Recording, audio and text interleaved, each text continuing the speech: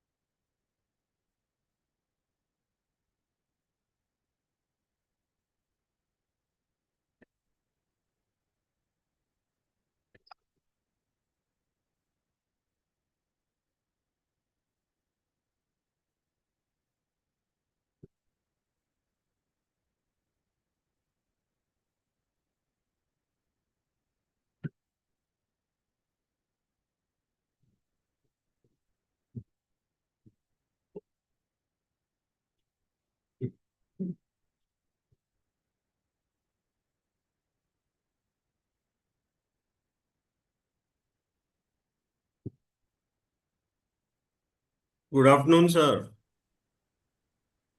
Good afternoon. Good afternoon. Good Mahesh. afternoon. I'm Uma Maheshwar, Yeah, sir. yeah. I got it. Yes, sir. Only thing is the notice that you gave, the day is differently written. Sir. People have started asking whether it is on Wednesday or it is on the 13th. 13th. Okay, sir. Sorry, sir. You should see properly so that no people will exactly join. Yes, sir. Yes, sir. I think about 13 people have already joined. Yes, sir. Yes, sir.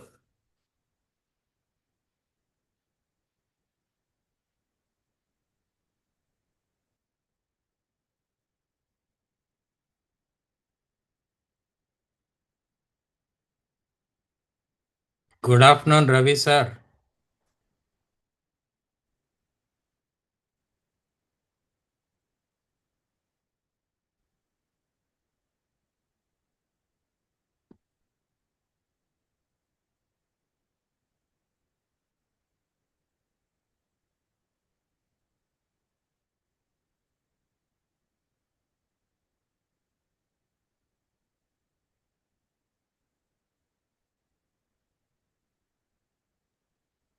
Good afternoon, everyone.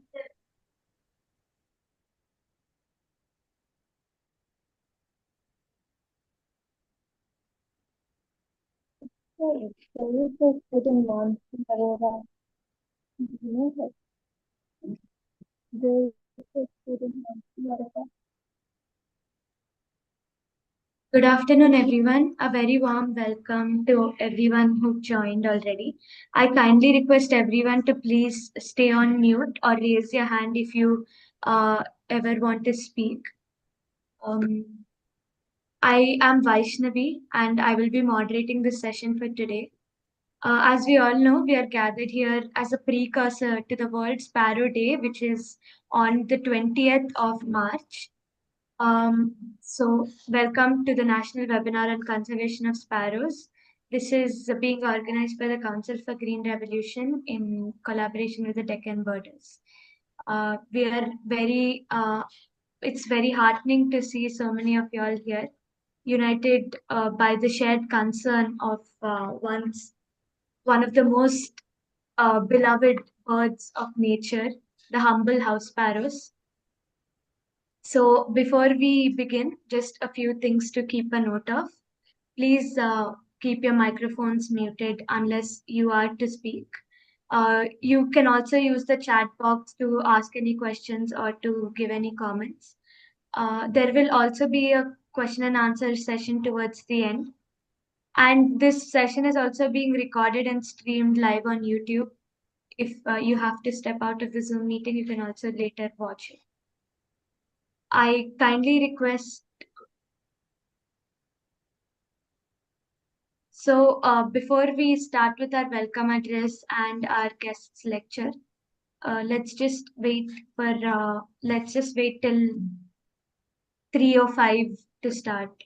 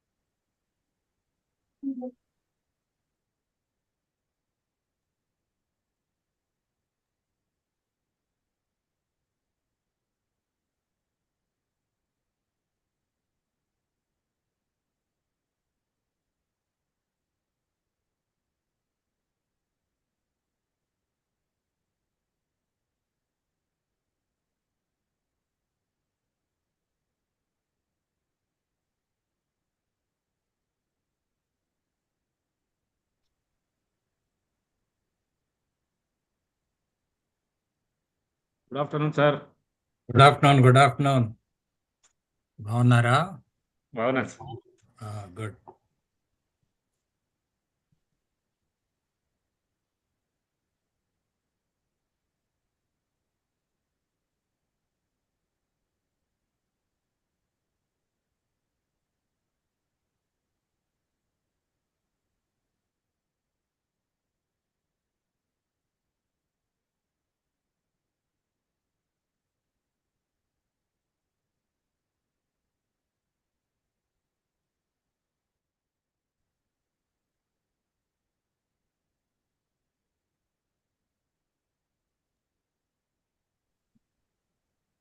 I think as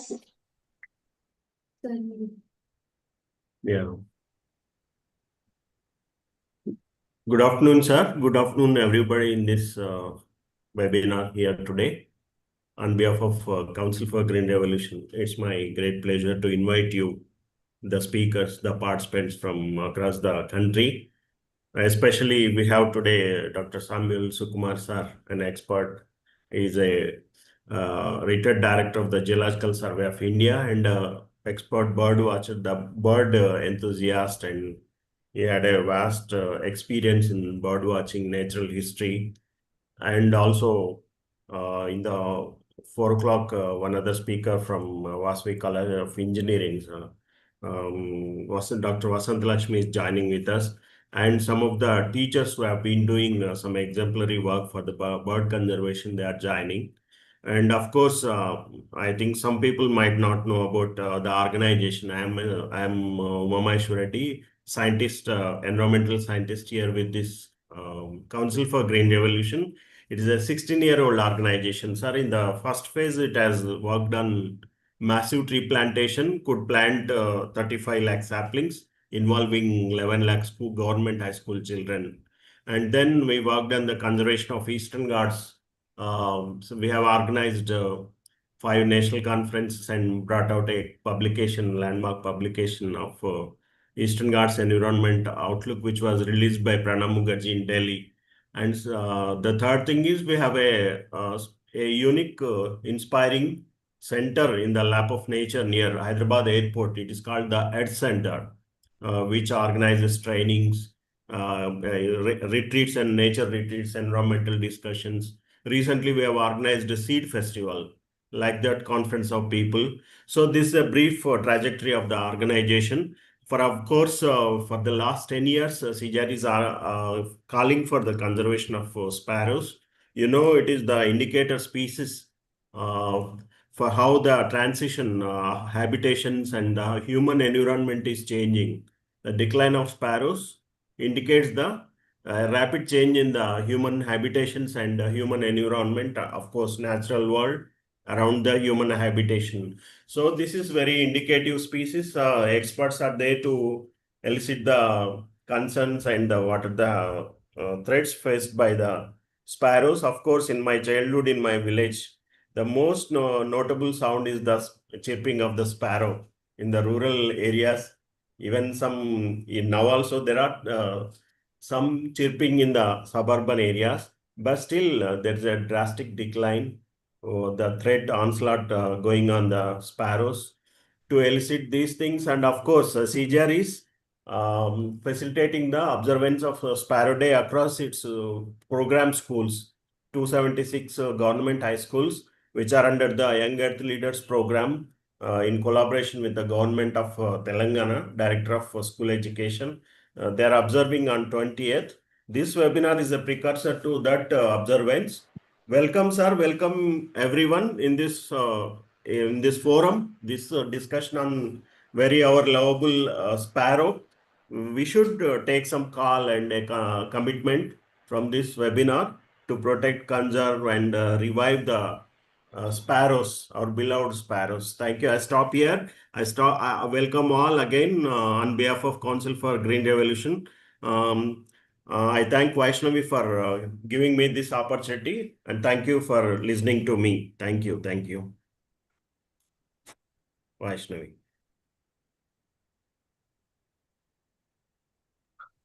Thank you so much, sir. Now I kindly request Dr. Samuel to start his expert lecture on the conservation of house sparrows.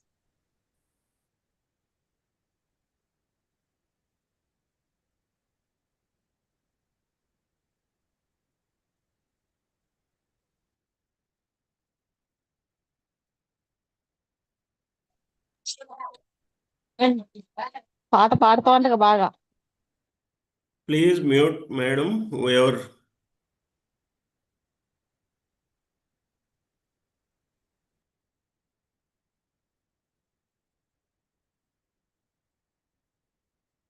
Please start your presentation. Yeah, I'm just starting.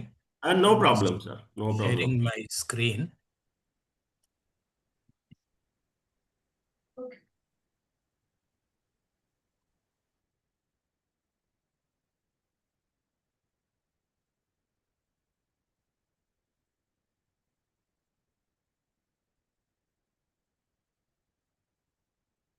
Is my screen available now? So you're sharing the screen, but we can see a Zoom screen, sir, not the PowerPoint. Okay. Now? Yeah. Okay. Let me put it the screen. Full screen.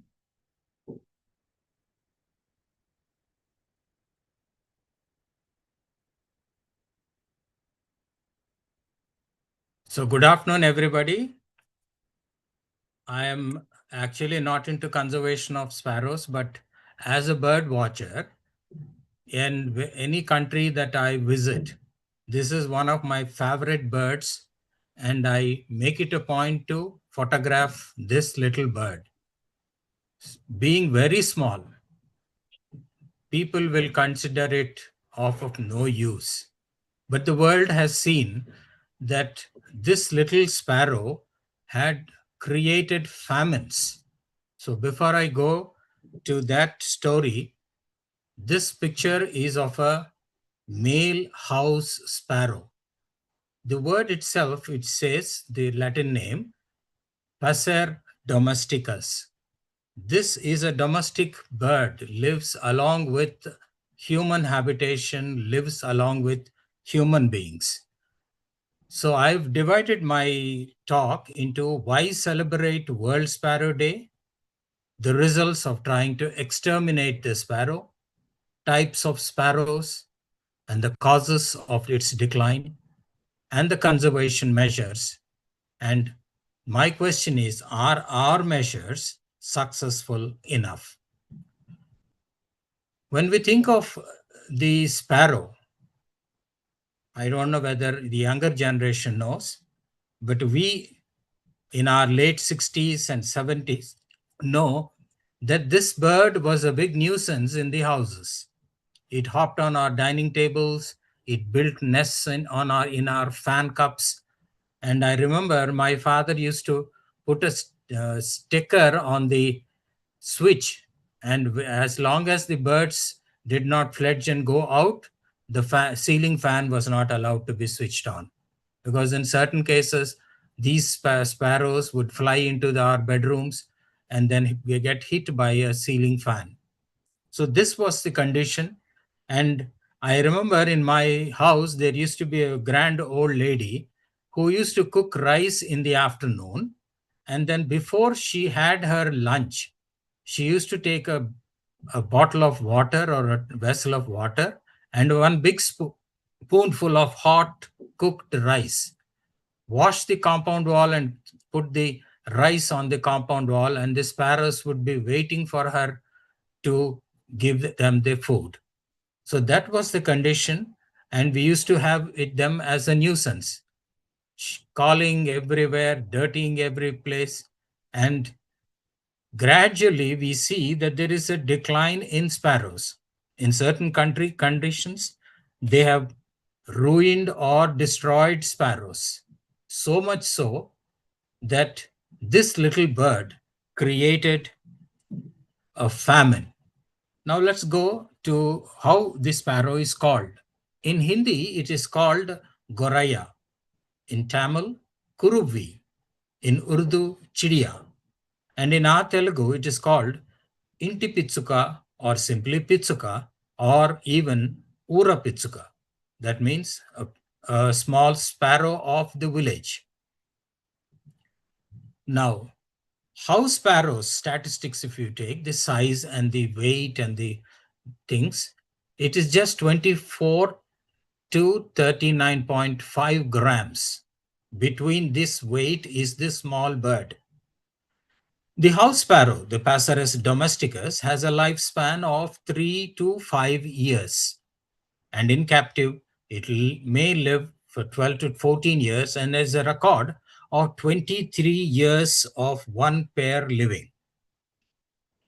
Now, when we talk of sparrows, the ancient Greek or the Egyptian mythology, they are considered as the goddess of love, or which is called the goddess which is called as Aphrodite. And sparrows represent a symbolize a good fortune, helplessness, happiness, resilience, true, pure love, and spiritual connection between two people. Because you see a sparrow, and both male and female will be together and they'll be romancing together. Now, let's go to the story of the results of trying to exterminate this sparrow. This little bird was considered of no use, and they thought that this bird was eating away a large part of their grain. To tell you, the sparrow is a seed eater. If you see the beak, you will find that its beak is so designed that it can open up even paddy and then eat away the grains. The 1958 Sparrow War was for the elimination of sparrows campaign by Mao Zedong, which from China.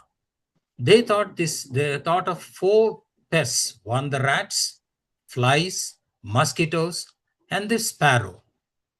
Now he had issued an order that these things should be killed. And many citizens nationwide in China killed hundreds and millions of sparrows. Some were eaten, some were thrown out. And this later on caused a massive ecological imbalance, leading to a locust population explosion and contributing to significantly to the Great Chinese Famine of 1959 to 1961. To destroy, it doesn't take much time, but to rebuild, it takes quite a while. And in our country, when we see that a lot of sparrows have declined, I have myself seen several people hunting sparrows. What for? I don't know. They hold a big long pole with adhesives pasted on the top, and they ride a bicycle along compound walls. And this compound wall, these birds will be sitting, and when the birds try to fly, they get stuck to the pole.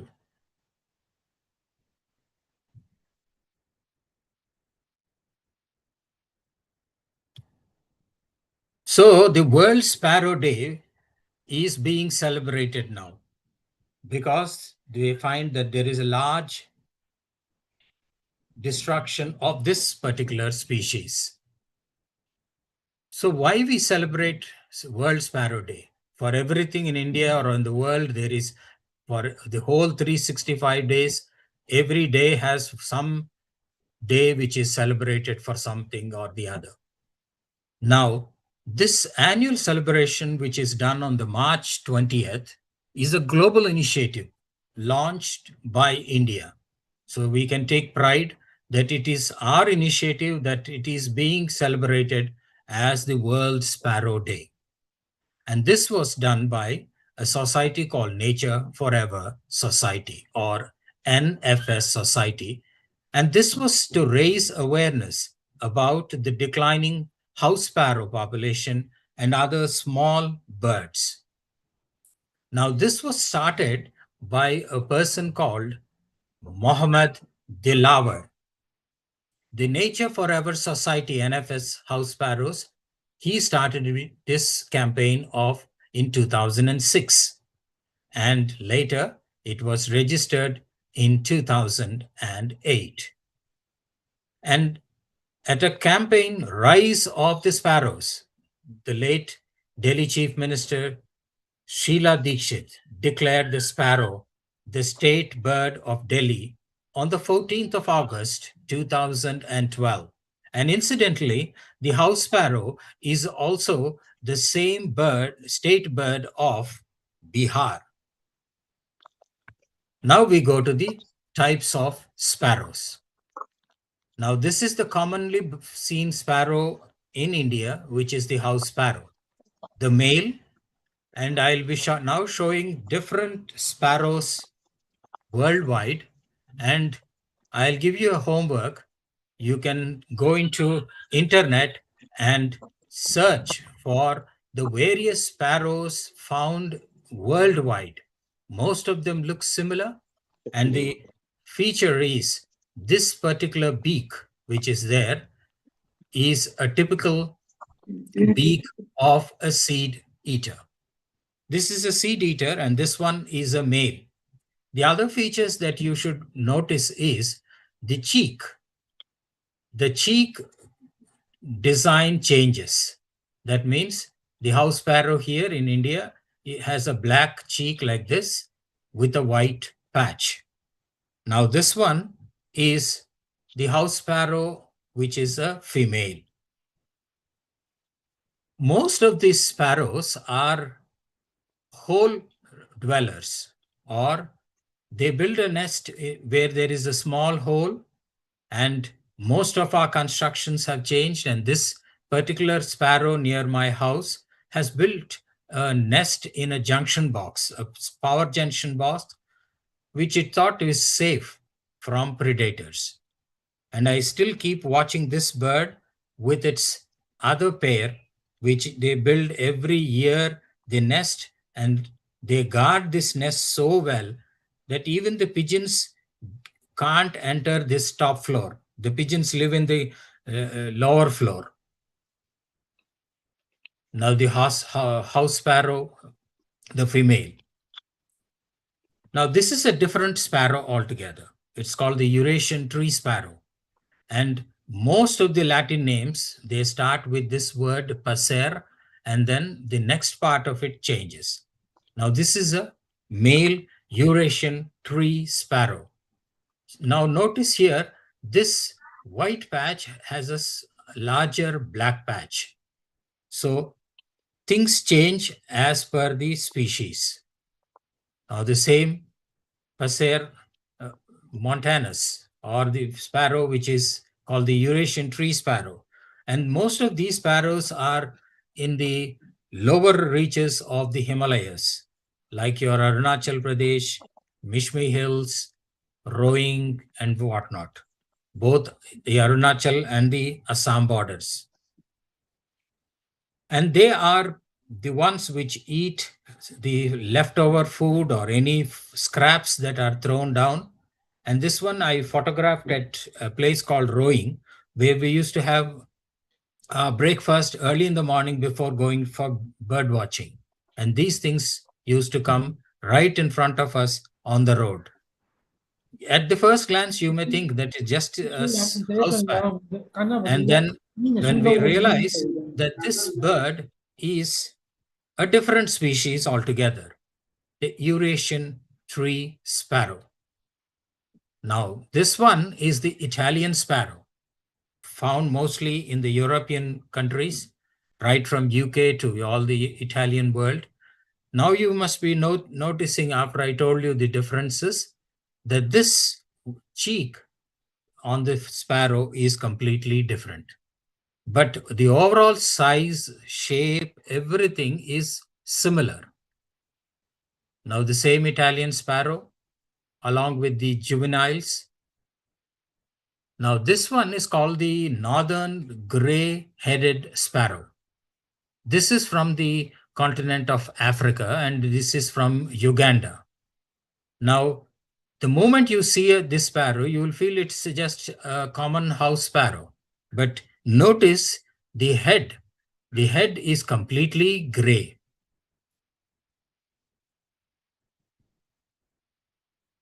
Now, this one is the southern gray-headed sparrow, again from the African continent.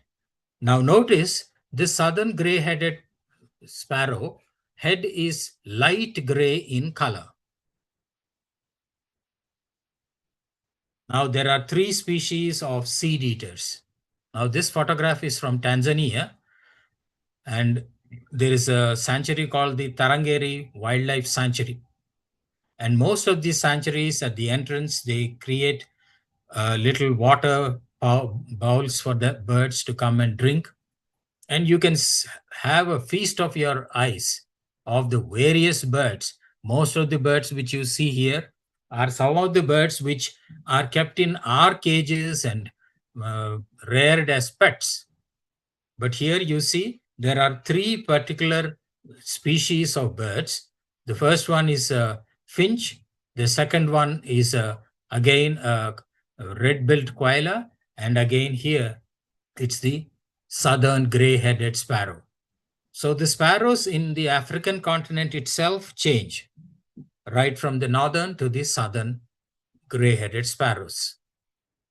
Now this one is another sparrow which is found around our places, not in the urban areas, but in the rural areas. If you go towards Vikarabad and some of these forested areas, you find this sparrow, which is called the yellow-throated sparrow. So to give you a better look, here it is.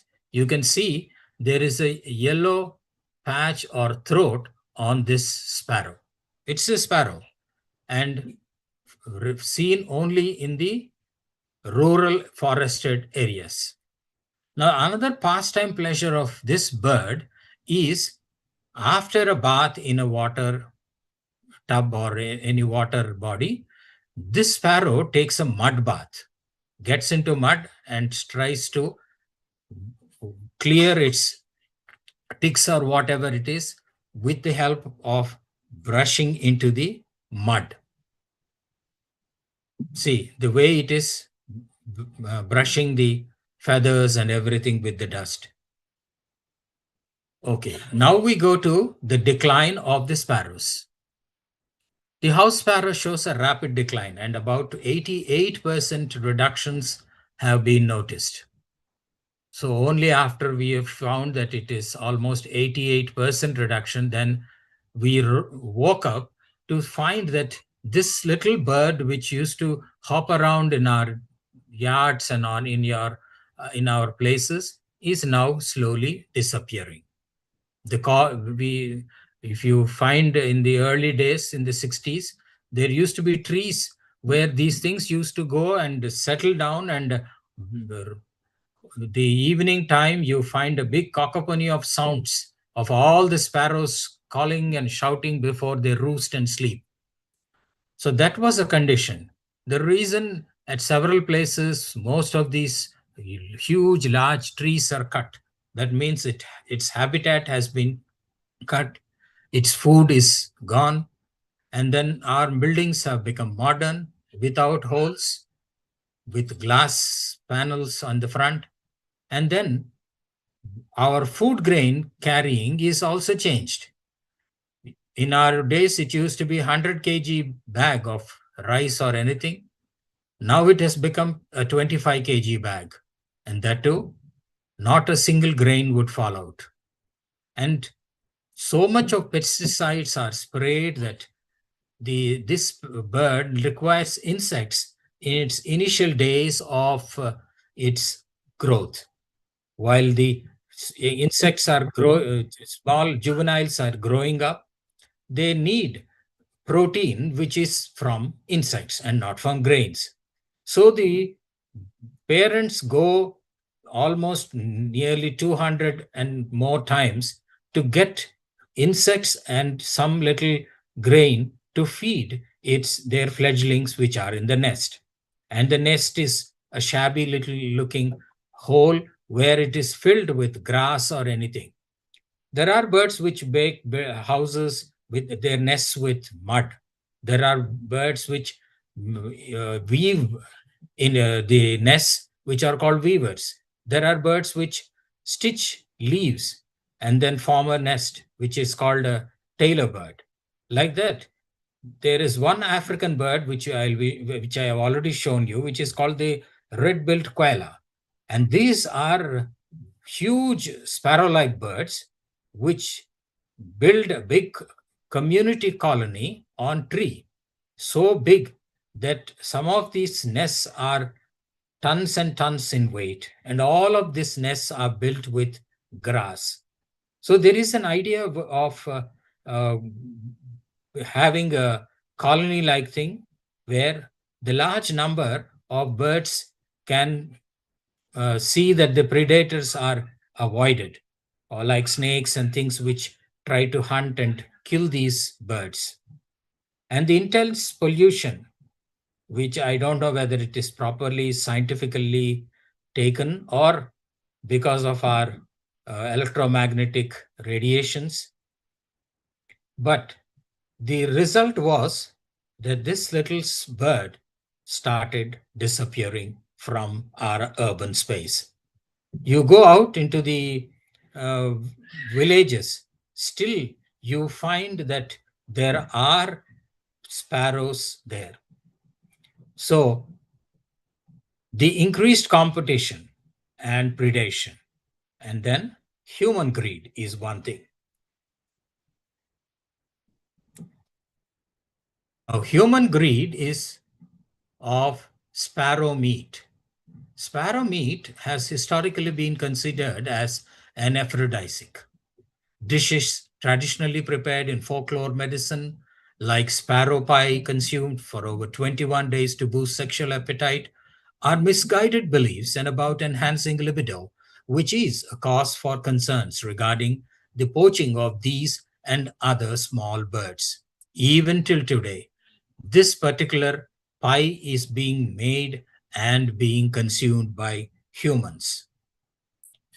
Now, the main cause of their decline is most of our modern buildings are sealed up buildings, designs that lack traditional holes, eaves, and crevices required for nesting. As a bird watcher, I always travel to different places, and in November, we were in the place called Hospete in Karnataka, where the resort was built like this.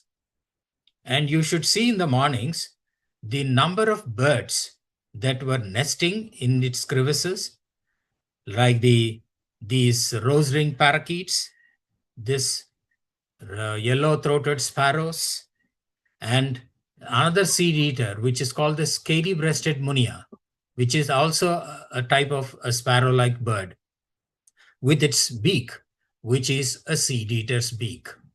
And most of these were nesting in this particular resort inside the hay or inside, making themselves comfortable through any crevice holes.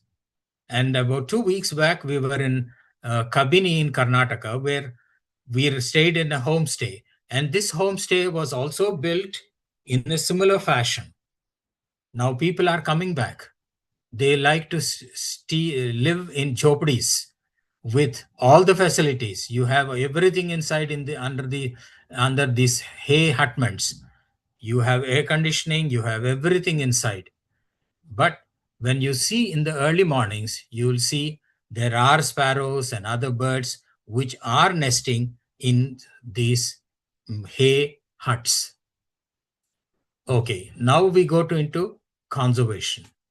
Now everybody will say nest boxes, feeders, water, pools to be kept, and then protection against predators.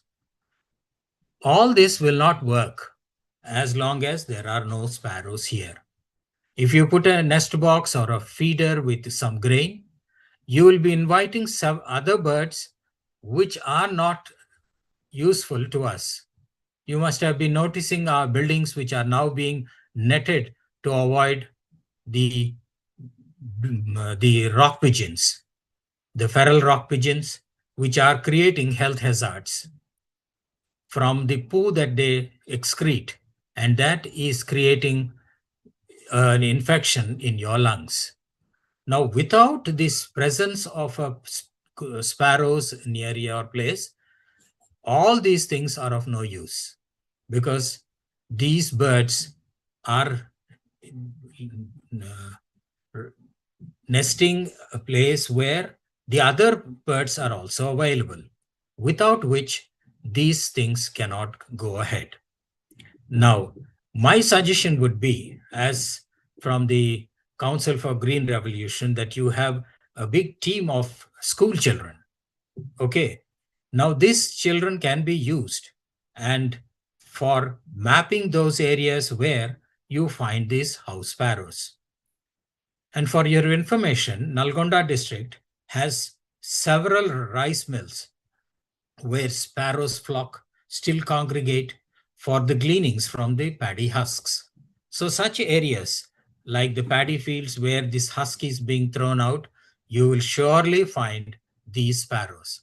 And such places, you can have these nest boxes so that they start nesting and growing in number. So mapping of the sparrows is required first to know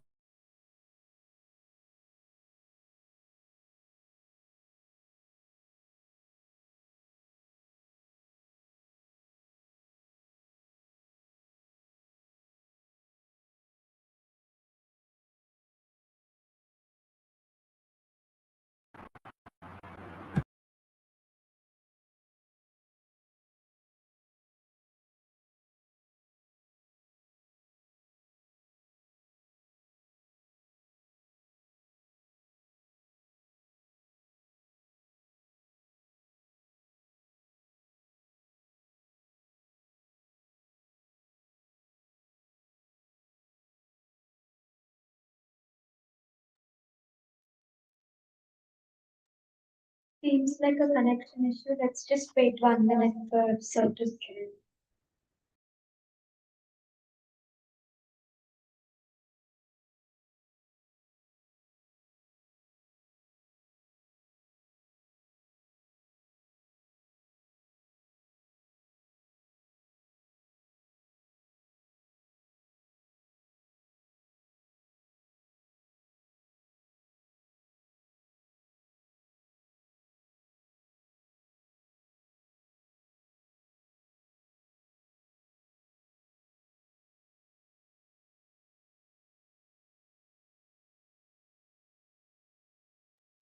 Hello, sir.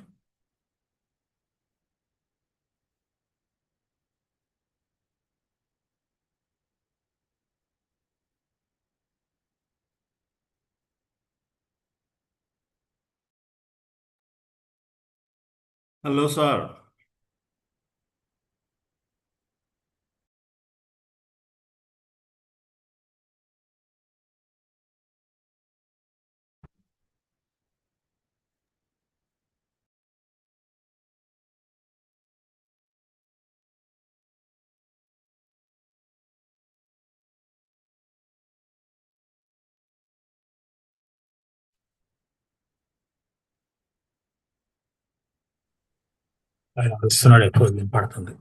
Now it is clear, sir.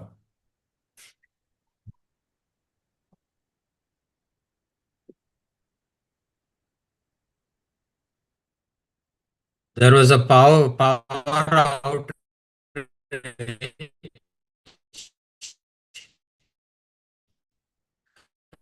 And I continue now.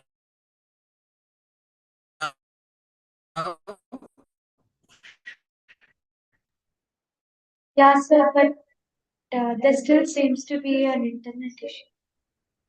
You could use hotspot.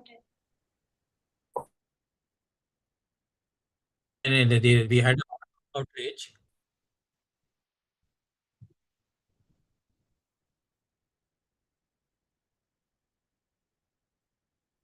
Scaling.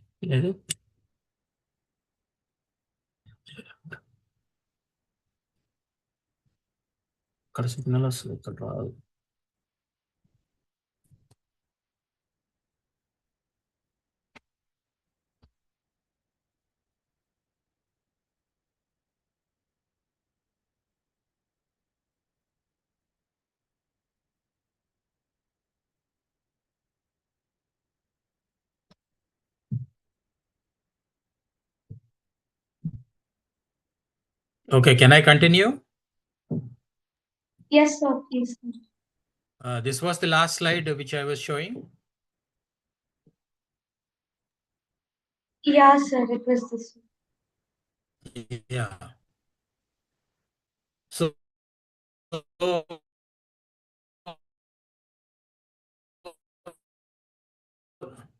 what the other things that, so that they will know the importance of this little small bird. I'll tell you a story about one bird which was successfully rejuvenated, was the Amur falcon, which travels all the way from Siberia, comes to Nagaland, and from there flies all the way on the Indian subcontinent, crosses the Arabian Sea, goes to Africa, then goes down to South Africa, and then again travels back. Now, there are some of these birds which are radio collared, and you can see these birds on the net to find where it is sitting, where it is moving. And I think now there are some 3 to 4 birds that are there. And now, when it comes from Siberia, this bird has lost all its weight and its fat. So it starts eating several of these white ants and insects to fatten up. And the Nagaland people used to hunt this bird.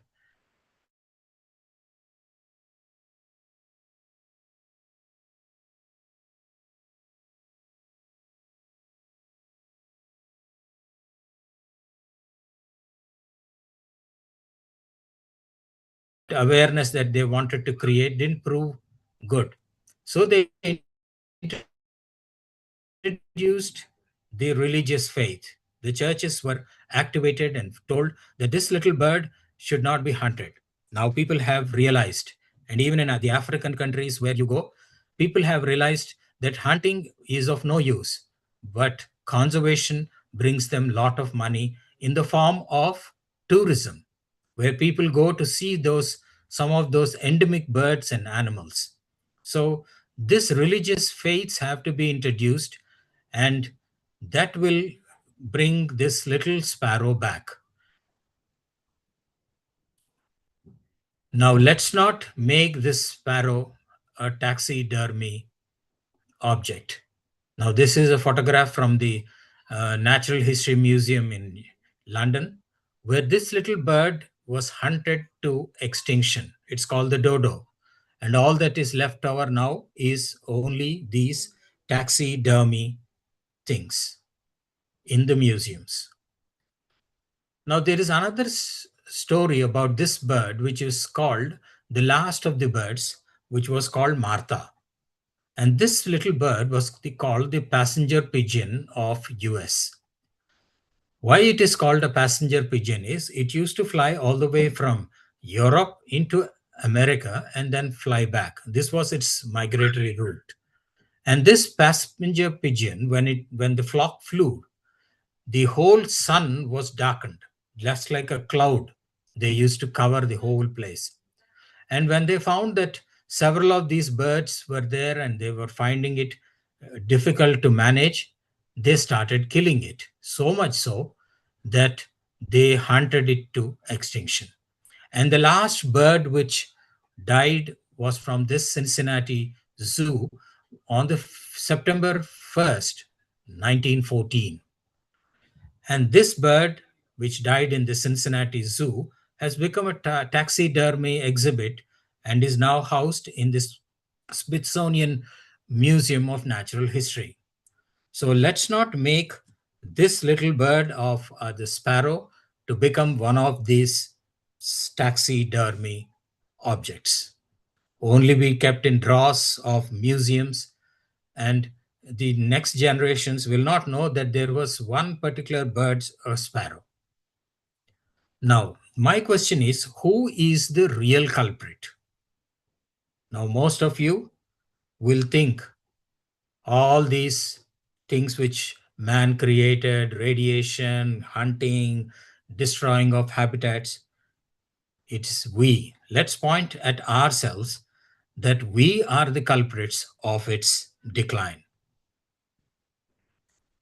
Now, this little picture which I'm showing you, which will be the last slide, the first one which is here is called the cut-throated finch. See the beak, remember to see the beak. Most of these seed eaters have a beak which is adapted to crushing of seed, right from the grass seeds to any other seed, and then eating it up. Now, this blue colored bird, which is here, has a red cheek patch. Here you can see little patch which is here, and they are called the red-cheeked cotton blues. Now, the next birds which are here are the 1, 2, and 3, which are here with a red bill, which are called the red-billed koalas.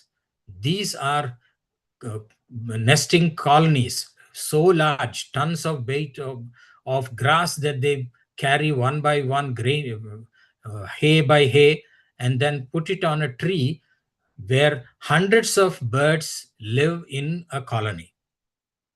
Now, this one which is drinking water is the southern gray-headed sparrow. All the birds are drinking from the same pool without any fight. So in God's creation, you see that the beak is the one that is combining all of them together. I have other photographs where there are other birds which are not coming and drinking when these things are drinking. So they have a unity here in drinking. So let me close by thanking each one of you for your presence and patient hearing.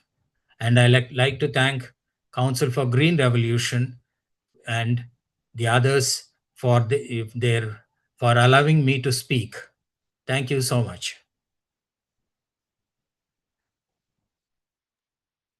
Thank you so much, Sam sir, for your enlightening presentation that you've given us all today. Thank you so much for taking time out as well. Right now, we have a few school teachers here with us today who have done exemplary work on the conservation of sparrows. First, I'd kindly request Pavitra ma'am from Suryapet district. She has received a presidential award for being the best teacher as well. So I kindly request ma'am to say a few words about the conservation of sparrows in their school.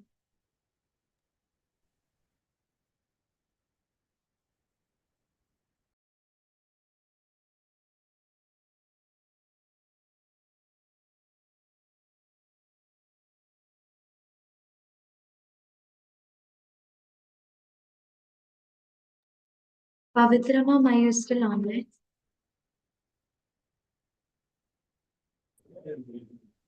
Okay, seems like ma'am has been disconnected. We also have with us Chandra Jyoti ma'am, also from the Suryapet district. Ma'am, are you here?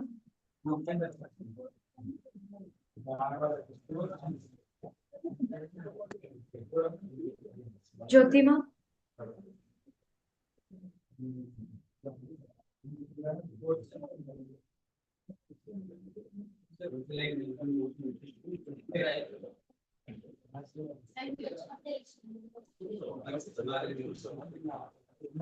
Okay, before we continue, do we have any questions for Sam sir on his presentation or anything in general?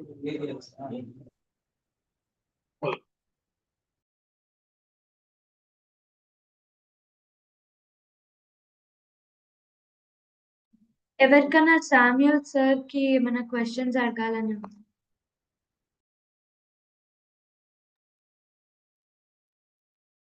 Let them put it on the chat box, Vaishnavi.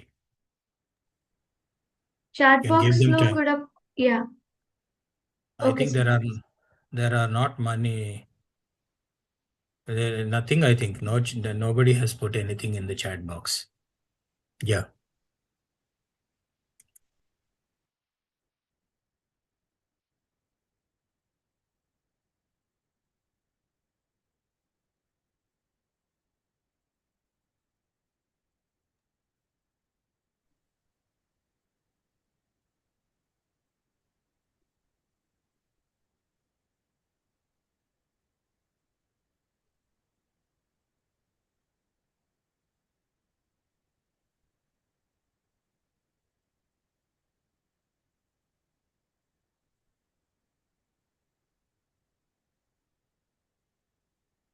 I think in Nalgonda district, there should be a large colonies of these sparrows. Rice mills, no?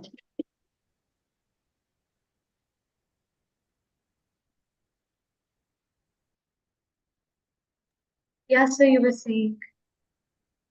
Yes, I think I am just waiting for this Suryapet people from Nalgonda. They should be able to give us a lot of information on the house sparrows, because there are many rice mills and most of the sparrows live near the rice mills only.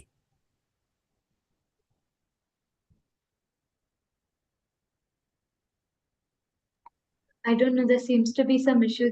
They have done exemplary work also for the conservation of sparrows within their school. So, yeah.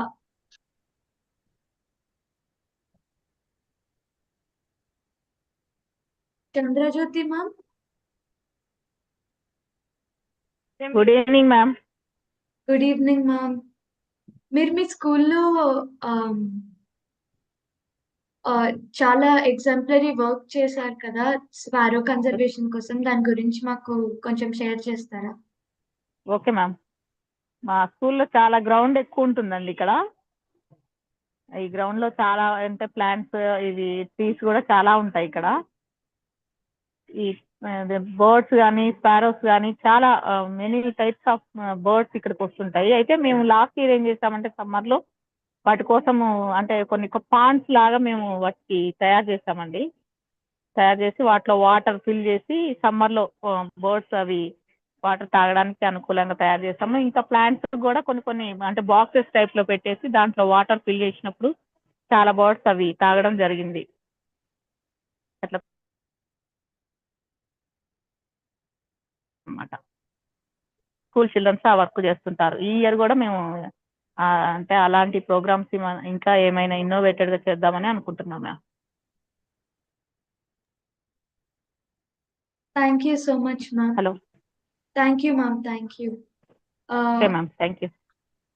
అట్లనే అన్ని schools లో కూడా sparrows గురించి ఏదైనా చేయాలి అనే మనం ఈ వెబినార్ ని ఆర్గనైజ్ చేసాము. ఒక క్వశ్చన్ ఉంది చాట్ బాక్స్ లో. Okay ma'am. Sam sir or ఎవరన్నా ఆన్సర్ చేయొచ్చు ఈ క్వశ్చన్ ని. What are the suggestions monkeys destroying nests of house sparrows? అంటే మనం హౌస్ స్పారోస్ కి వాటి నెస్ట్ ని కోతులు పాడు చేస్తున్నాయి, ఏం చేయొచ్చు అని అడుగుతున్నారు. ఎవరన్నా ఏమైనా సొల్యూషన్ ఉందా?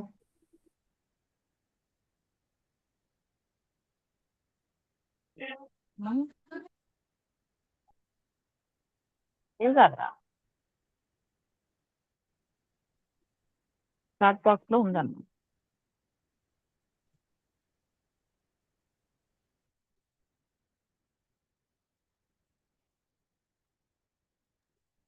Sam sir, there's a question for you. Muting myself, yeah. See, Sir? both are different. Yeah. Yeah. Am I audible now? Yes, sir, you're audible. Yeah. See, monkeys are also like human beings, is it not? Now they are destroying it. For what they are destroying with the nest is to be studied first. The second thing is, when you can deter the monkey from destroying some of these nests by keeping some things that are, see, there are people who keep pictures of the Indian langur, one big poster very near to these nests, and the normal monkey, the rhesus monkey which we see here, they run away from the picture. That is one way. And another way is some method that can deter the monkey from destroying these nests. The moment they feel that if they go very near to the nest, they get harmed, so they will stop going to those nests. But monkeys are another big menace now, and our people are so good enough that they start feeding them. And feeding of any of these wild animals is not good. It is a crime actually. And if we start feeding them, they will have no other work but to grow in number, like your general pigeons which are seen. And worldwide, these feral pigeons are not allowed to stay or rest on the ledgings or any places where they put this V type shaped spikes, so that they deter the birds to come. Like that, we must create something so that the monkey gets deterred from going very near to these nests. And house sparrows generally live in holes where these monkey, I don't know how they are going, and if you can record those things, that will be better. The person who has uh, asked this question can take some photographs of these things, monkeys destroying the nests of sparrows, and then we can think of how to deter the monkey from doing it.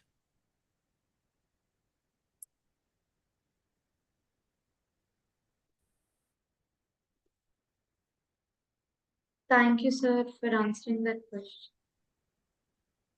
If anyone has any more questions, please feel free to put them in the chat box. Yes, good afternoon. Myself, Yes, sir. Dr. Shiv Kumar Singh from Palamur University.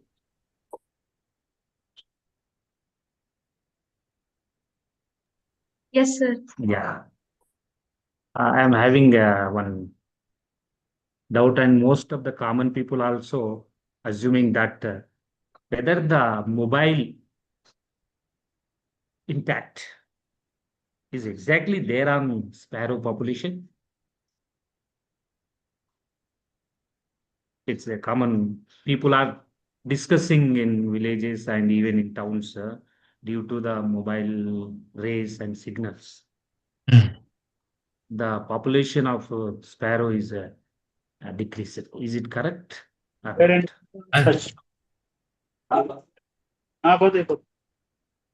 Yes, please. Scientifically, I think it is not proved that these radiations are that harmful. And then if that is there, there should be a downfall of other species also, like your feral rock pigeon. Even that one is growing in number. In cities, you see there are in such big flocks, and our people are so kind enough to feed and says, and their argument is, from where will it eat? You are not supposed to feed them. But this little small bird, they say that it is because of our radiation of our towers, cell phone towers, that has spoiled the bird.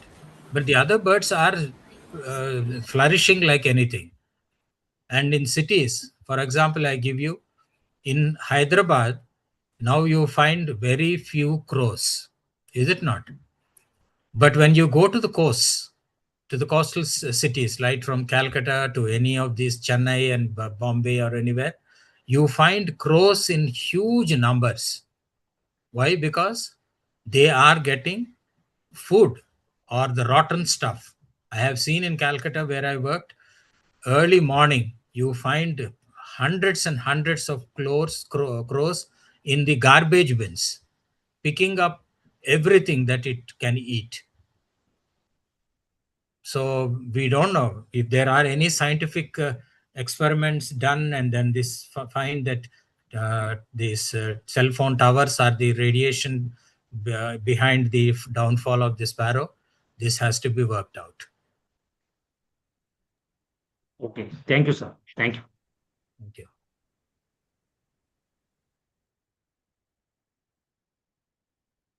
Thank you, sir. Next up, we have Dr. M. Vasantalakshmi ma'am, who's joined today. She is not, she's an active member at the Council for Green Revolution, but apart from her her vast environmental advocacy, she's also a assistant professor at Vasavi College of Engineering for Environmental Studies. She's pursued her PhD in Life Sciences from JNTU. I kindly request ma'am to say a few words. Good afternoon, everybody. Hi, Vaishnavi. Am I audible? Yes, ma'am, you're audible. Okay, right. So I don't have any presentation, just is going to be of a common interactive session we'll have for half an hour, 30 minutes. So today we are celebrating Sparrow Day. So unfortunate thing, we are, and it's going to be one of the vulnerable spaces. Already we heard from the Samuel sir presentation how many birds are extincted, how many are going to be in vulnerable condition. Here, what I want to convey, so as the environmental and ecological aspects of the birds, I'm going to cover here. First of all, here every day, every day, few species are extincting, either birds or insects or whatever it may be.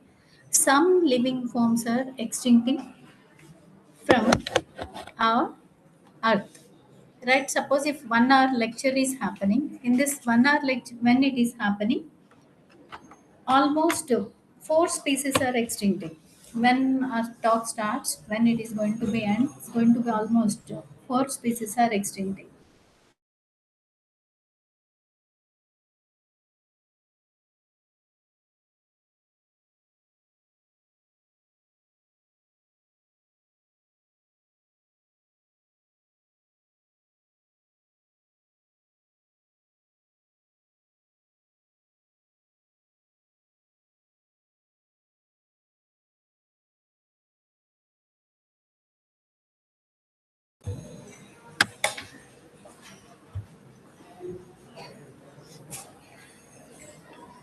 What values we have to realize? Sometimes we have to realize about monetary benefits. Directly what benefit we are getting from the species.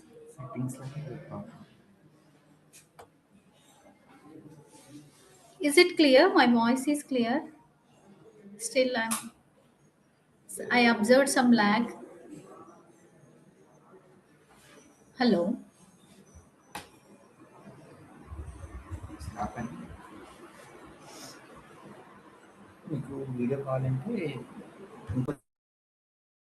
Yeah, you can continue, madam. Your voice is heard.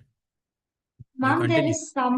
there is some little bit lag, and there's some breaking of your voice. Photo పెట్టేసుకోండి phone join కానా Right.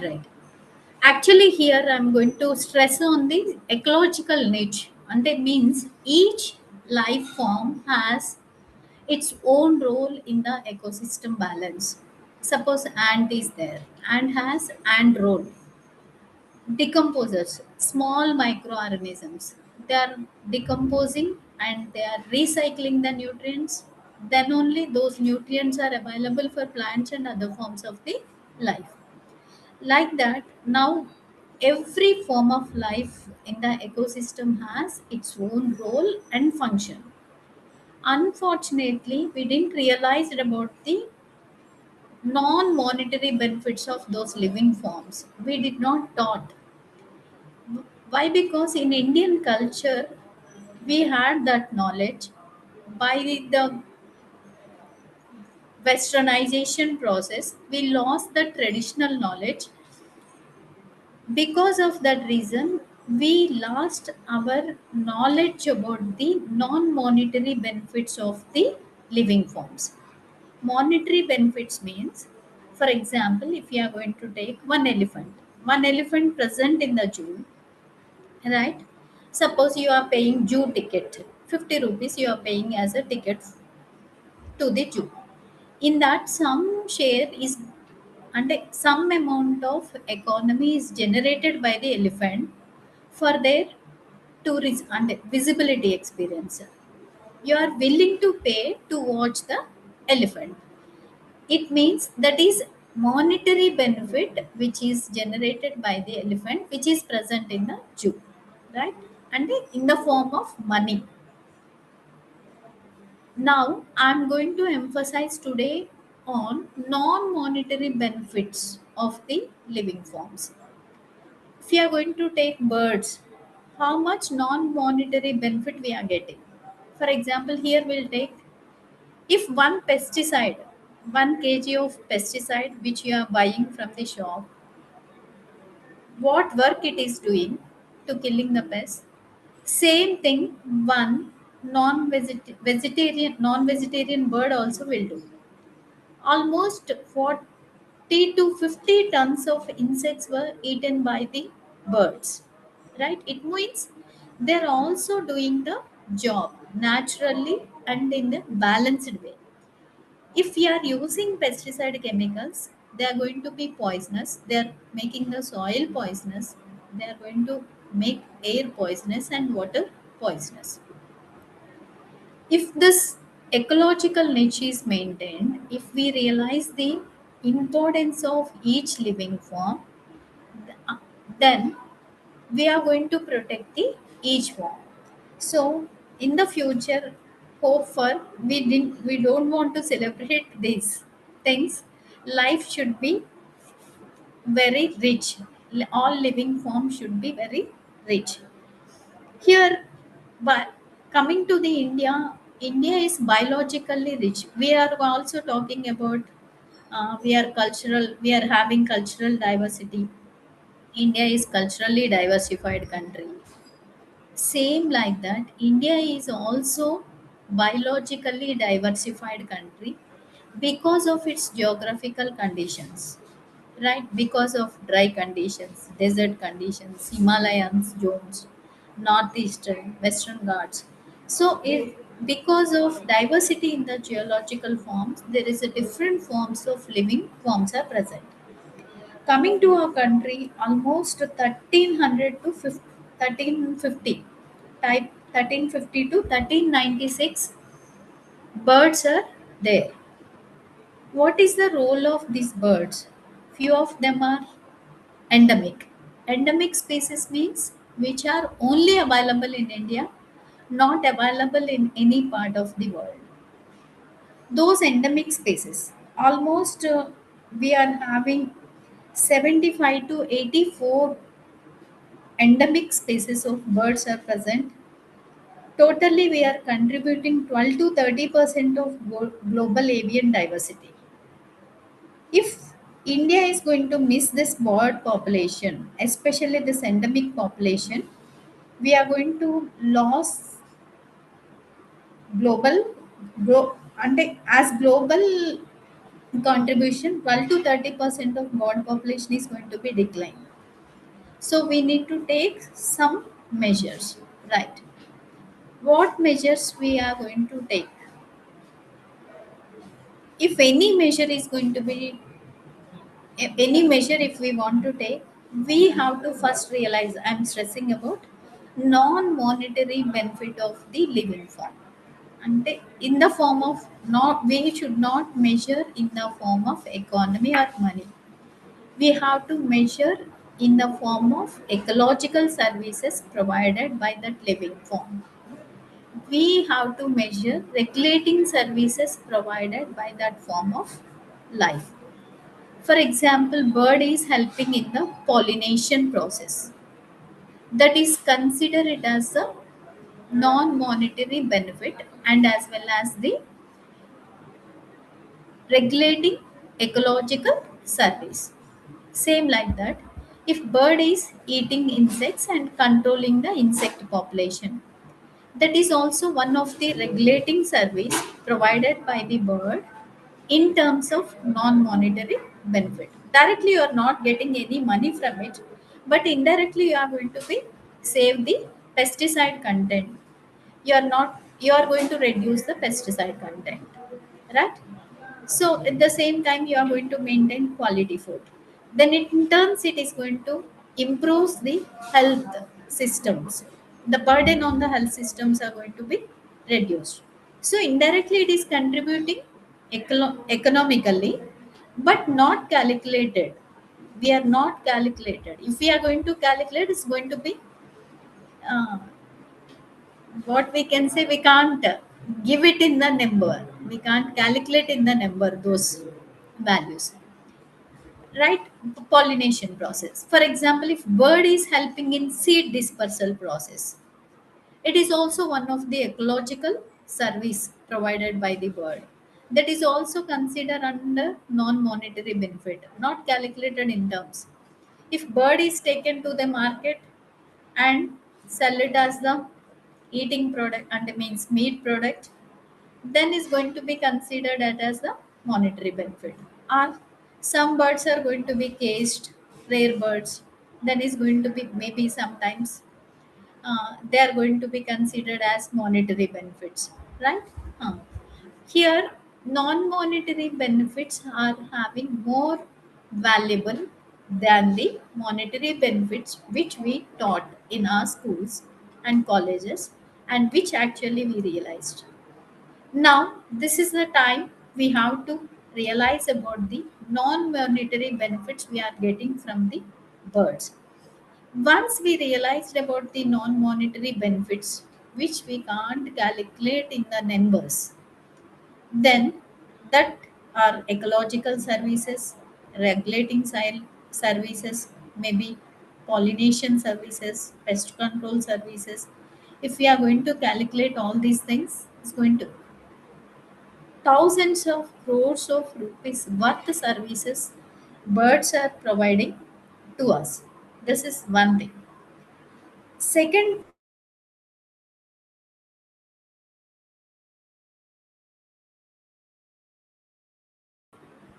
and we know that so many ornithologists are there working for the protection and population, and there are so many studies on the birds.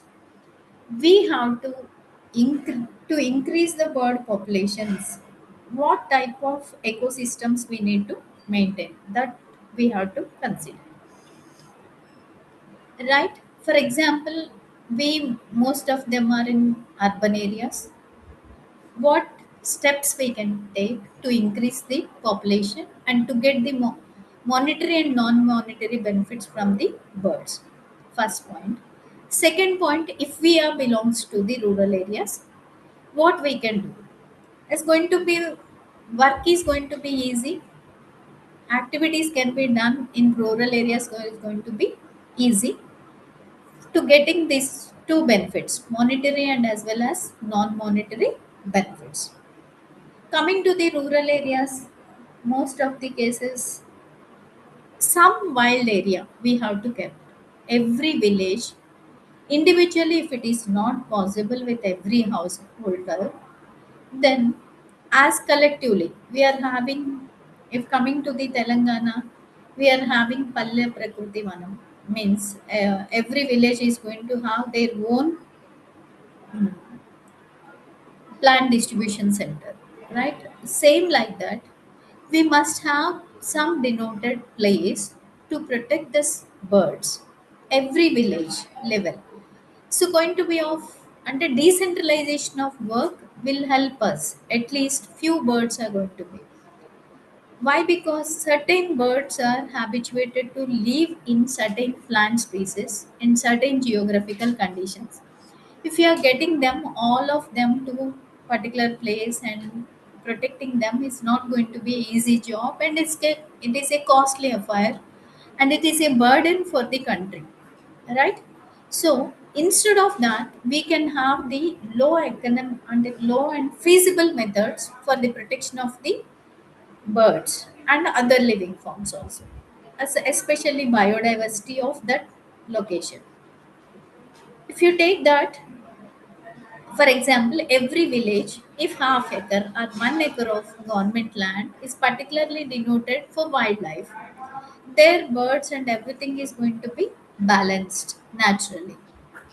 If it is any aquatic areas, specialized aquatic areas, if it is taken as AP as example, Kolleru Lake is there, right? There is going to be Kolleru Lake is a house for so many migratory birds.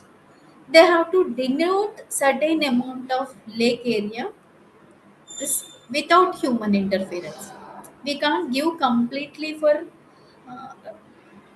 for bird population or something. if we are going to denote certain area, then it is easy. At least some amount is going to be alive.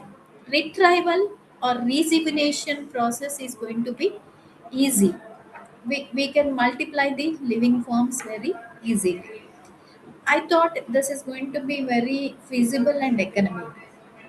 Coming to the state level works and what governments can do, or what local governments, how local governments can take part of the protection of the bird species and as well as the biodiversities, and also without missing our monetary and non-monetary benefits. This is going to be good idea. Second thing is coming to the individual areas, coming to the and the individual level. I'm talking about and local government efforts. After that, individually, what we can do. If you are belongs to rural individual, what you can do. If you are belongs to urban area, what you can do. Right, coming to the right now, I am belongs to Hyderabad. I know that we all know that pigeon population is very high. Why not other birds? It's a straight question for all of us. If pigeon population is high, why not the other birds? It means that we are feeding them, we are protecting them, right? Otherwise, they are not going to be present, right? Why the other bird species are not available means we are not feeding them properly, we are not giving space to them to live. So, how we can? We are having sometimes some people are going to have bird allergies and all those things. In certain conditions, what we have to do without compromising the protection of the birds, without compromising our health systems, what we can do, right? If it is apartments, if it is individual house, what if at least one wild plant species if we grow, then instead of so many horticultured beautiful plants, one wild plant with millets, if it is going to be of jawar, if it is going to be ragi, a few seeds if you grow, then naturally that plant will grow and attracts the birds and feeds naturally. Instead of artificial methods, we can use so many natural things also. Even in the pot also, if you put some ragi seeds or any millets, they will grow easily. Those plant species with in a harvesting and when it is going to be full of seeds, it automatically attracts the birds. And I observed sometimes if I'm going to put the water in the containers, I tried it personally, plastic containers and all those things, the birds are unable to attract. Instead of that, potted pottery, earthen pots, earthen pots is going to earthen pots is going to be earthen pots are going to be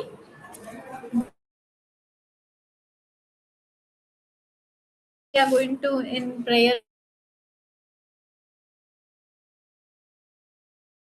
water, then they are going to be attracted. Natural materials which are made up of within natural materials, birds are going to be attracted. And another thing, human interference should be less. Human interference should be less in those zones. And the time of early mornings and early and evening times, we need to give space to them, right? They should acquainted with us. They should acquainted with the human humans, then it's okay.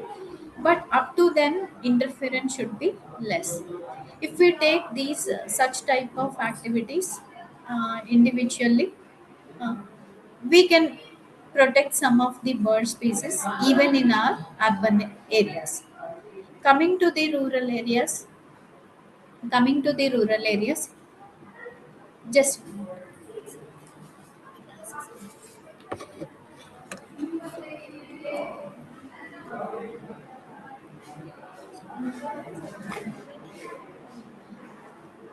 uh, Coming to the rural areas, this much effort is not needed like urban areas.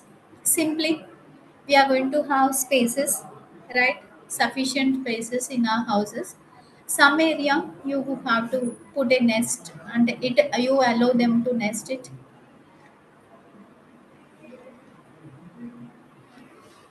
Nest it. So then it's going to be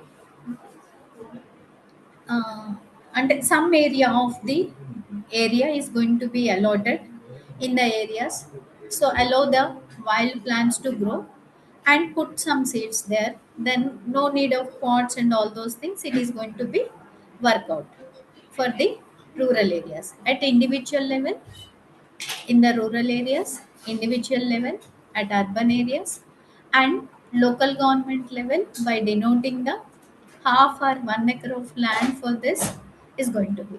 Coming to the policy level, our government, what we can do, what we can do for this to protect the bird population. Policy level, what measures we have to take, and because of technological changes, what effects are there, the pollution aspects, how it is impacting the birds. All these are going to be taken care by the biodiversity board of the state and as well as the pollution control board of the state and as well as state governments. Collectively, they have to work out and with the cooperation of Ministry of Environment and Forest, Ministry of Environment, Forest and Climate Change, along with Central Pollution Control Board and NBA. These many organizations together, they need to keep the efforts to protection of the birds. One is National Biodiversity Authority, then Central Pollution Control Board. These two are going to be under the control of Ministry of Environment, Forest and Climate Change. These three has to work with the central government. They have to make the policies which are relevant to present situation.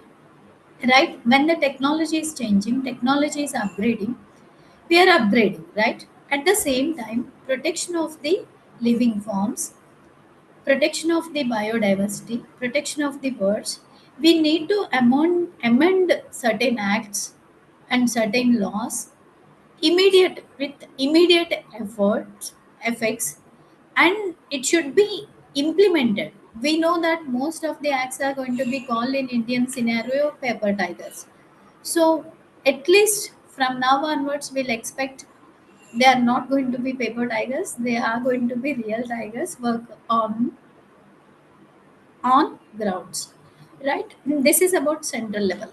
National Biodiversity Authority, Ministry of Environment and Forest, Central Pollution Control Board, and geology and any geological studies which are supporting this has to be combinedly work out and get the policies and let the local people should involve in this policy matters. Then is going to be act is going to be reached and worked out at activity level. Coming to the state level, State Pollution Control Board, State Biodiversity Board, and as well as uh, sorry, State Biodiversity Board, State Pollution Control Board, and committee, local committees, biodiversity committees, and local NGOs. Three, these four together, they have to work out policy level of implementation and awareness programs. When so my little point emphasis is we have to get awareness of non-monetary benefits of these living forms. Automatically, all birds are going to be protected. So, with this request, with this small few opinions, I'm concluding my session. Right now, I'm handovering to the session to Vaishnavi. Thank you so much, ma'am. If Does any, anyone have, yeah, Hmm. does anyone have any questions for ma'am? You can either ask or put it in the chat box.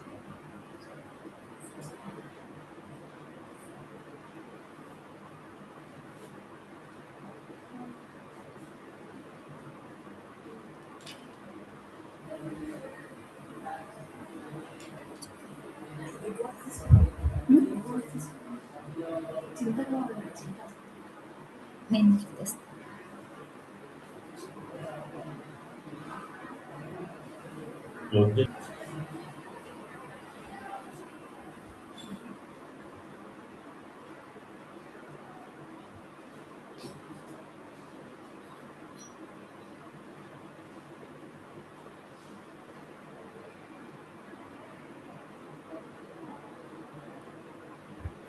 Since hope- there seems to be, yeah, yes, ma'am. I hope no doubts then.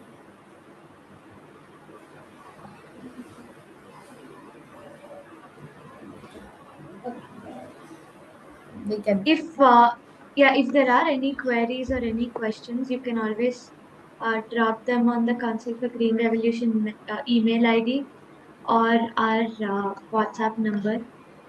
But since today we are approaching the end of the session, uh, the whole purpose of organizing this webinar was so that each of us present here today are able to understand the need of conservation of these sparrows, why we need to, and what we can do in our part to save these sparrows.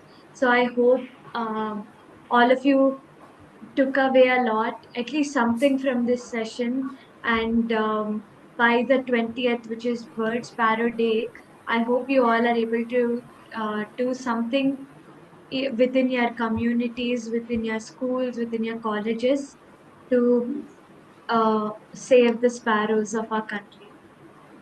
And on behalf of Council for Green Revolution, I would first like to thank each one of you present here today for taking out time. Then I would like to thank Deccan Birders and Sam sir for giving the lecture and collaborating with us on this event. Also, Dr. Vasanta Lakshmi ma'am for taking out time from her schedule and giving us this speech in a very short notice. I would also like to thank the teachers from Suryapet district, Jyoti ma'am for sharing insights, and everyone who's asked questions and given your comments on the on the comment section as well. Thank you so much, and anyone watching on YouTube as well. Thank you for watching this webinar. Your engagement and curiosity is what makes events like these truly worthwhile for all of us. So now together, let us pledge to take a small but a meaningful step towards making our surroundings more sparrow friendly. Remember that every nest box, every grain of food, and every pesticide free garden that we are able to maintain will make a huge difference for these small but mighty creatures. For more information and for more updates, you can visit our website www.cgrindia.org. Now the webinar is officially over, but I'll keep it open for a few minutes in case anyone has doubts. Thank you so much, everyone, for joining.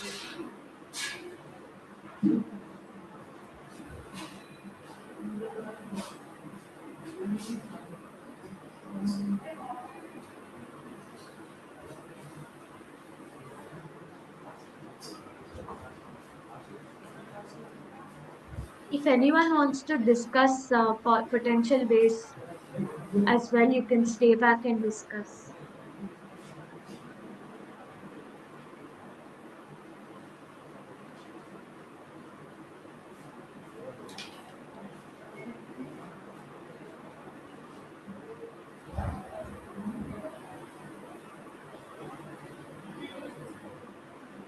Okay.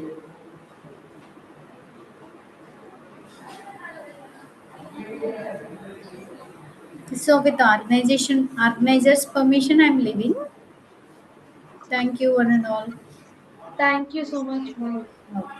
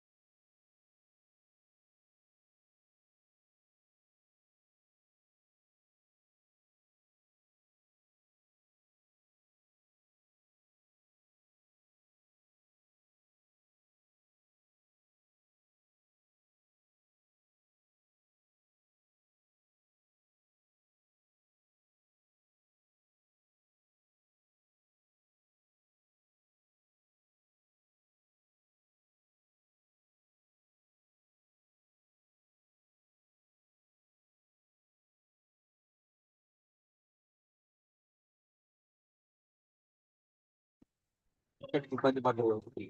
వాళ్ళని కూడా వీళ్ళు ఎవరైతే ఇబ్బంది పడ్డారో వాళ్ళందరూ మలుపుకున్నారు. నాకు OC వాళ్ళు ఎందుకు కన్వర్ట్ అయ్యారో నాకు అదే అర్థం కాదు.